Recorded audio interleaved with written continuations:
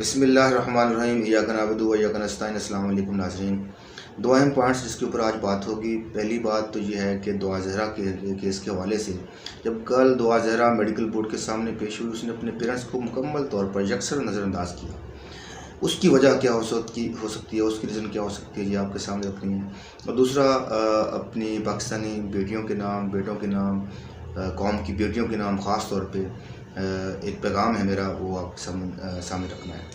तो स्टार्ट करते हैं जनाब। सबसे पहले कि कल जब दुआ ज़हरा जो है वो मेडिकल बोर्ड के सामने पेश हुई, तो पूरे टेस्ट वगैरह जब होने के बाद जब दुआ ज़हरा जा रही थी तो डिफरेंट जो है वो लोगों की तरफ से, सहाफ़ियों की तरफ से दुआ ज़हरा से पूछा गया कि क्या आपने अपने पेरेंट्स को देखा है, क्या आपने अपने वालिदैन को देखा है, या आप उनसे मिलना चाहती हैं या उनको देखना चाहती हैं। तो दुआ ज़हरा जो है ना, उसने मुसलसल इग्नोर किया और वो उसने उन बातों का कोई जवाब नहीं दिया। और दूसरी तरफ दुआ ज़हरा के जो वालिदैन थे, वो जब दुआ ज़हरा निकल रही थी तो उसको देखने के लिए, उसको एक झलक देखने के लिए बहुत ही बेचैन हो रहे थे, बहुत बेताब हो रहे थे। बहुत ही उनके अंदर डेफिनेटली एक माँ बाप के अंदर अपने बच्चों को ये देखने के लिए कितनी तड़प होती है, जिसको 2-3 माह से ना देखा हो, और ऐसी ख़ास तौर पर सूरत हाल में तो ये तरफ और ज़्यादा बढ़ जाती है। तो ये आप वीडियो भी साथ देख सकते हैं कि उसके जो पेरेंट्स हैं, यानी वालिदैन हैं या ख़ास तौर पे माँ है, वो किस तरह तड़प रही है अपनी बच्ची को देखने के लिए, उसकी एक झलक देखने के लिए। लेकिन दूसरी तरफ जो है वो दुआ ज़हरा आराम से गाड़ी में बैठ के पुलिस के घेराव में चली जाती है।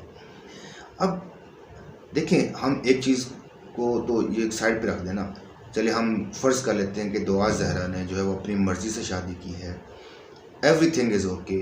वो अपनी मर्ज़ी से घर से गई, शादी कर ली, उसने हंसी खुशी रह रही है, उसको कोई टेंशन नहीं है, कि कोई इशू नहीं, कोई प्रॉब्लम नहीं है।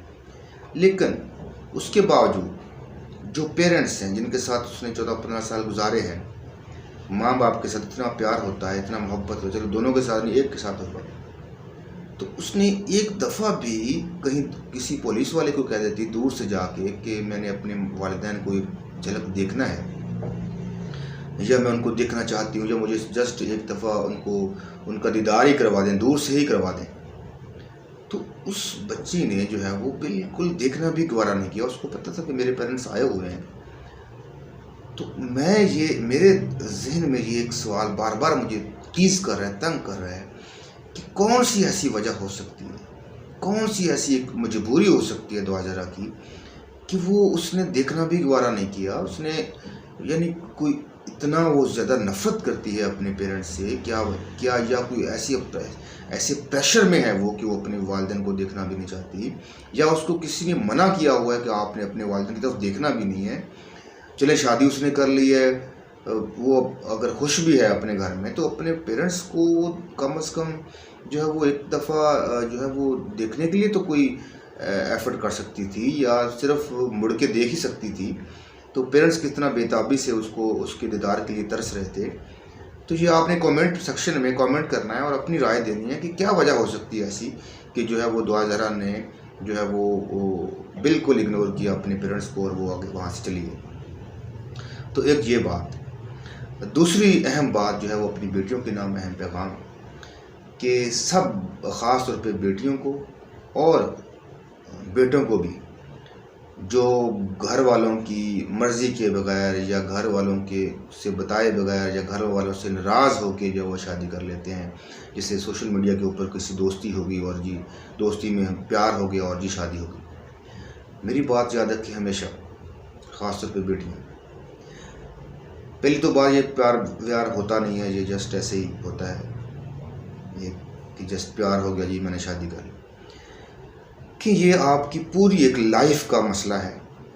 ये 2-4 दिन, 1 साल या 2 साल की बात नहीं होती, ये आपने पूरी ज़िंदगी गुजारनी होती है। जब आप इस तरह से शादी कर लेते हैं तो आपको 1 साल बाद, 2 साल बाद, 5 साल बाद एहसास होगा।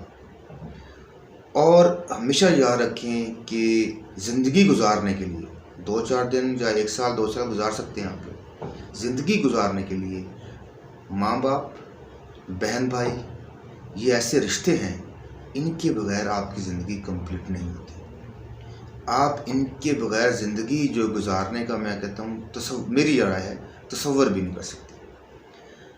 देखिए 2-4 दिन तो बंदा बड़ी खुशी खुशी गुजार लेता है, लेकिन बहुत जल्दी आपको ये एहसास होगा कि ये आपने क्या कर लिया, कि आप अपने पेरेंट्स के बगैर, अपने बहन भाइयों के बगैर कैसे पूरी लाइफ गुजारेंगे।